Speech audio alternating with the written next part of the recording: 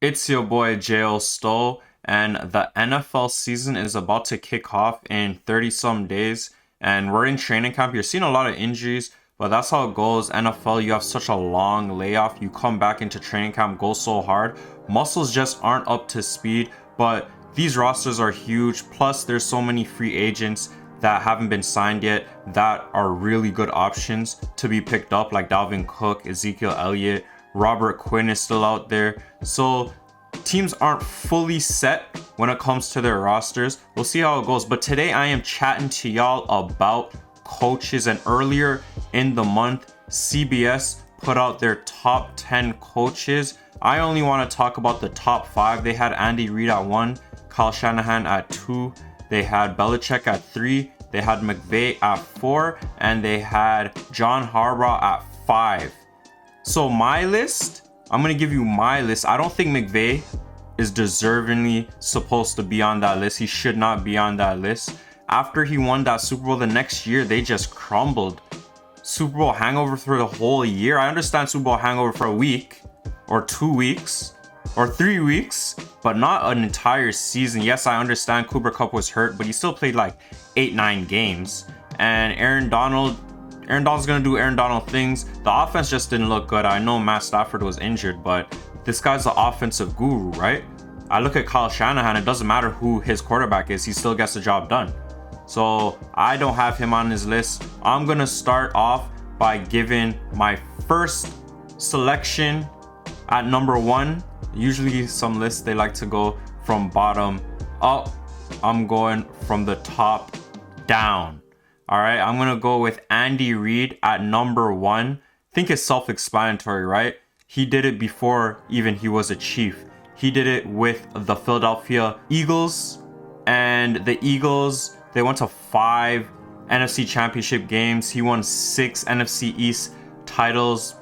And he just gets the best out of his quarterbacks. You've seen it with McNabb, with Mike Vick, with Patrick Mahomes. And what he did for Michael Vick got him off his feet. Obviously, he had some troubles with the law, and he had like an MVP type season, went 8-3 and showed that he was one of the best quarterbacks, obviously probably the best athlete to ever come through the NFL. But his passing, his rushing, he had an amazing season, and he brought Mike Vick back to life.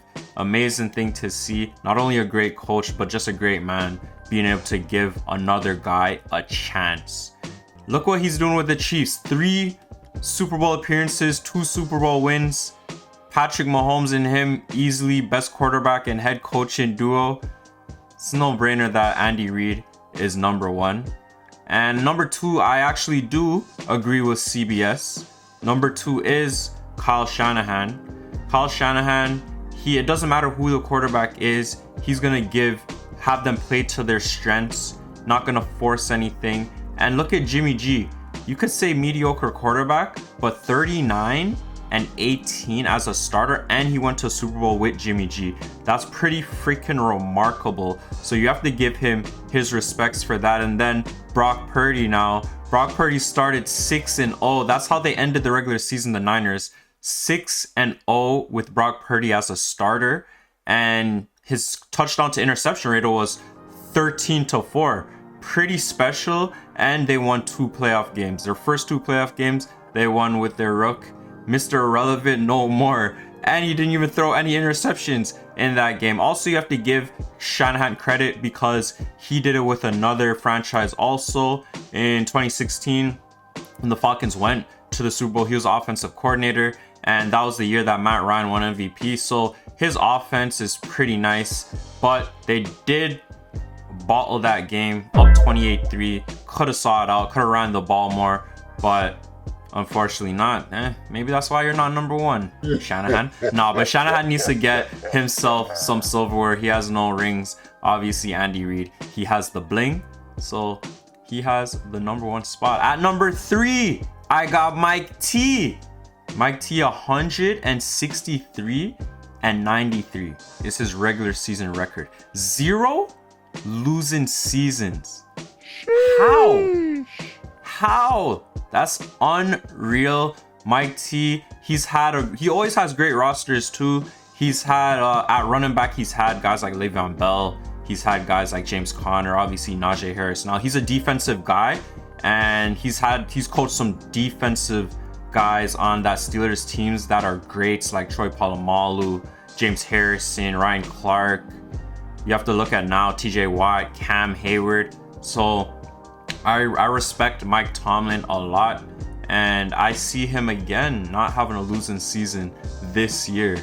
Just one of those coaches that you have to have the utmost respect for. And he's the youngest coach to ever win a Super Bowl at 36.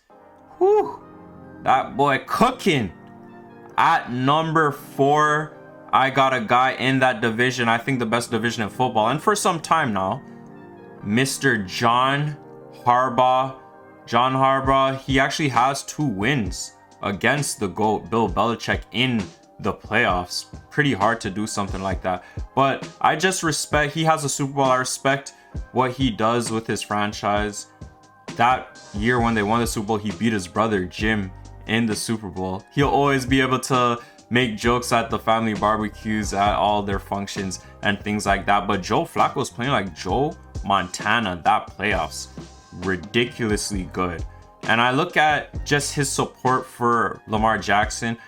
Seemed like earlier in the summer Lamar Jackson was going to go elsewhere, or he wasn't going to get a contract extension, but he stuck by his quarterback. He supported LJ, and that's what you want to do. You have a franchise quarterback, you want to show love, you want to show appreciation, and that's why they're a winning franchise. And even with Ozzie Newsome not on the scene anymore, they're still going to do great things. Look at what they've done this offseason, adding OBJ and Zay Flowers.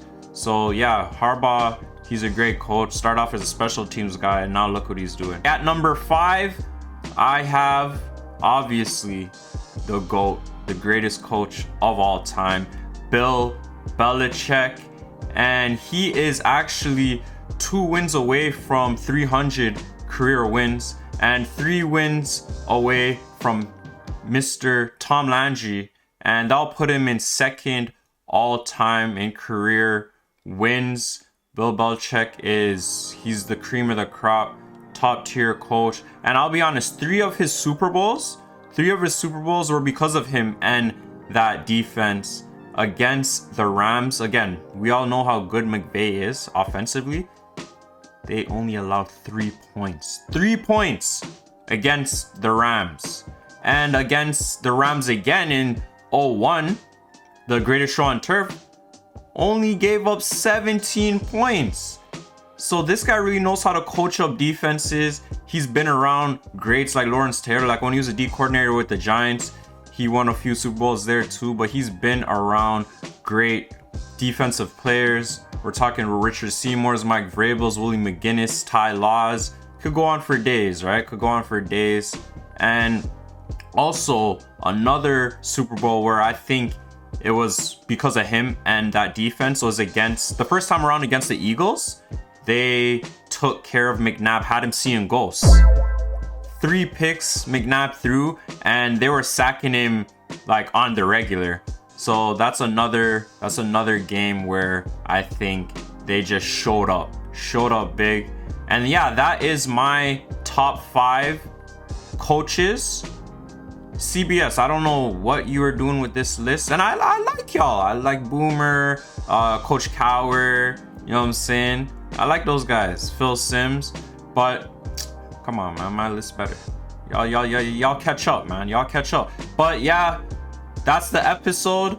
Hope y'all liked it. I'm gonna be dropping more and more episodes as the NFL gets closer. Please subscribe, like, and share.